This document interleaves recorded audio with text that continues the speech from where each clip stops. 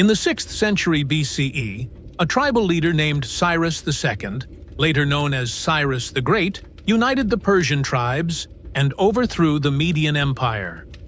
By combining military genius with political pragmatism, Cyrus built the Achaemenid Empire, stretching from the Indus Valley in the east to the Aegean Sea in the west. Under Cyrus and his successors, Cambyses II, Darius I, and Xerxes I, the Persians created the largest empire the world had ever seen. It was held together by the Royal Road, an ancient highway system enabling rapid communication, a multi-ethnic administration allowing conquered peoples relative autonomy, a professional army, including the elite immortals, 10,000 soldiers whose ranks were always kept full. The empire's vastness was matched by its sophistication. The Persians standardized coinage, developed efficient taxation, and pioneered massive infrastructure projects, from Khanate irrigation systems to monumental palaces. Persepolis, the jewel of Persia. Founded by Darius the Firn around 518 BCE, Persepolis was not merely a capital. It was a ceremonial masterpiece. Built into a terrace at the foot of the Zagros Mountains, the city was adorned with colossal staircases, towering columns, and intricately carved reliefs showing delegations from across the empire bringing tribute. It was the embodiment of Persian imperial ideology, a place where the King of Kings could display his power and the unity of his far-reaching domains. Every spring, the Nowruz festival brought envoys, gifts, and ceremonies to Persepolis, making it the beating heart of the Achaemenid world. The challenge of the Greeks. Despite its grandeur, the Achaemenid Empire faced constant friction with the Greek city-states on its western frontier. The Ionian Revolt, 499 to 493 BCE, sparked decades of conflict, leading to the famous Greco-Persian Wars. Darius III launched the first invasion, ending in defeat at Marathon, 490 BCE. Xerxes I followed with a massive army in 480 BCE, famously clashing with the Spartans at Thermopylae and later suffering naval defeat at Salamis. Though Persia remained a superpower, these wars drained resources and sowed seeds of resentment among subject peoples. Over time, revolts became more frequent, and the aura of invincibility began to fade. The decline of the great kings. By the 4th century BCE, the Achaemenid Empire was still vast but politically fragile. Court intrigues, assassinations, and luxury-fed complacency weakened the central authority. Satraps, provincial governors, became increasingly independent, some even conspiring with foreign enemies. When Artaxerxes III died in 338 BCE, internal instability paved the way for a young Macedonian king to exploit Persia's vulnerabilities. A man who would become one of history's most famous conquerors. As the walls of Persepolis gleamed under the Persian sun, the empire still called itself eternal. But from the west, an ambitious warrior named Alexander was marching, and with him came the fire that would turn Persia's jewel into ashes. In 336 BCE, Alexander III of Macedon, better known as Alexander the Great, inherited the throne from his assassinated father, King Philip II. Philip had already begun plans to invade Persia, seeking to avenge the Greek world for earlier Persian invasions. Alexander took that ambition and transformed it into something far greater, a vision of global conquest. In the spring of 334 BCE, Alexander crossed the Hellespont with around 40,000 soldiers, a relatively small force compared to the Persian armies he would face. But he brought with him highly trained Macedonian phalanxes, elite companion cavalry, a mastery of siege warfare and rapid maneuver, an unshakable personal charisma that bound his men to him. His campaign began with a decisive victory at the Battle of the Granicus River, securing a foothold in Asia Minor. From there, he began dismantling Persian-controlled city by city. Darius III, the last great king. The Persian throne was held by Darius III, a ruler with noble lineage, but little of the political or military genius of Cyrus or Darius I. Despite commanding massive armies, often outnumbering Alexander's forces 2 or even 3 to 1, Darius struggled to coordinate his satraps and field armies effectively. At the Battle of Issus in 333 BCE, Alexander smashed a much larger Persian force and nearly captured Darius himself, who fled the battlefield, leaving behind his family and royal treasury. The shock of this defeat shook the empire, but it was only the beginning. The road to Persepolis. Alexander methodically advanced through Phoenicia, Egypt, and Mesopotamia, cutting off Persia's naval bases and securing grain and supply lines. In Egypt, he was welcomed as a liberator from Persian rule, and even proclaimed pharaoh, before founding the city of Alexandria. In 331 BCE, the decisive confrontation came at the Battle of Gaugamela.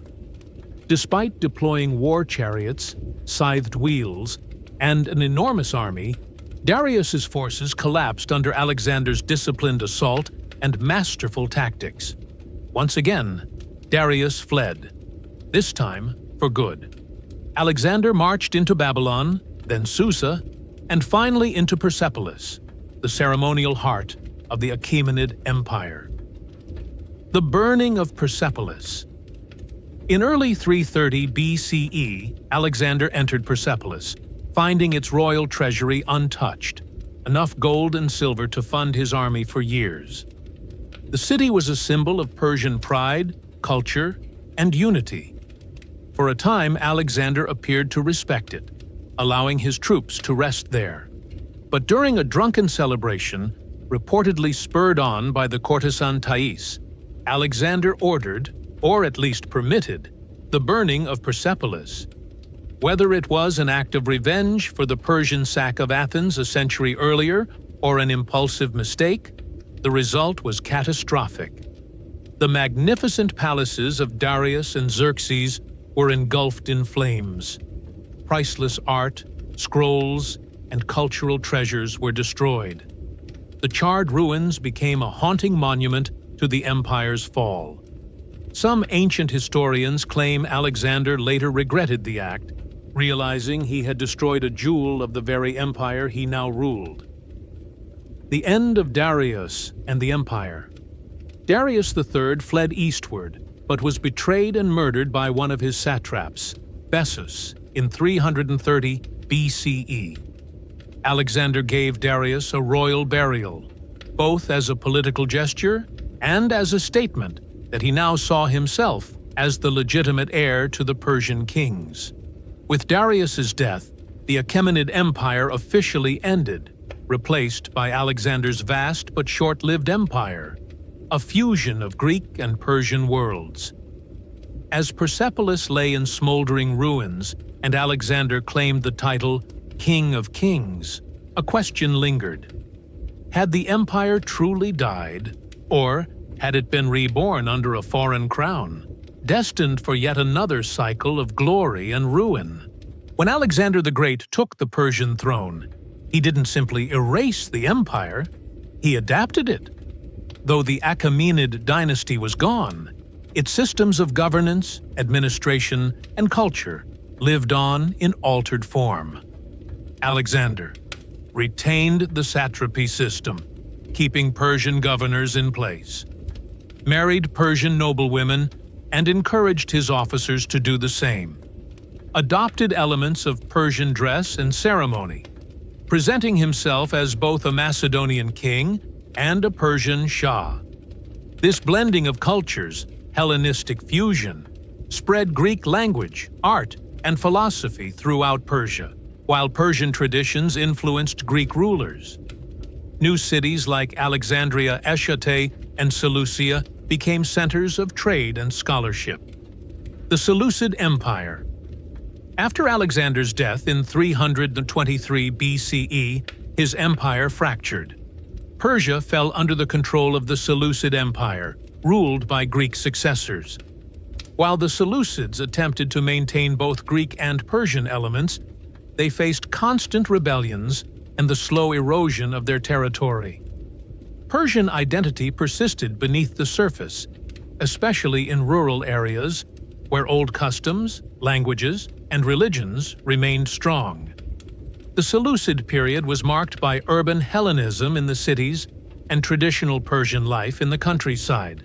The rise of the Parthians. In the 3rd century BCE, a new Iranian power emerged from the northeast, the Parthians. Skilled horse archers and masters of guerrilla warfare, they gradually pushed the Seleucids out of Persia. The Parthians revived many aspects of Achaemenid governance and embraced the title King of Kings.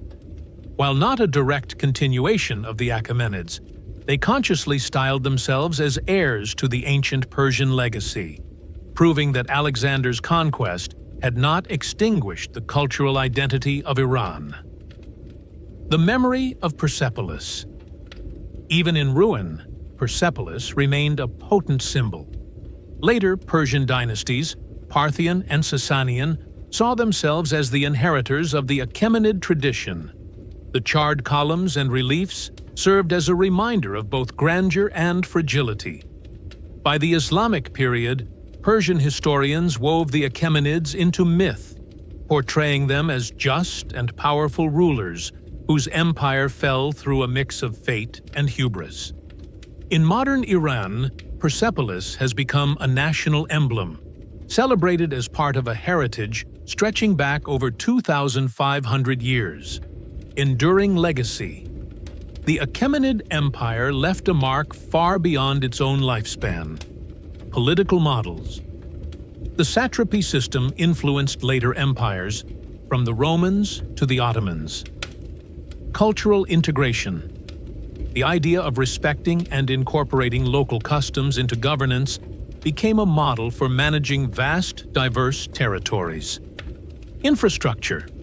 Royal roads and irrigation systems set standards for imperial logistics. Tolerance and diplomacy.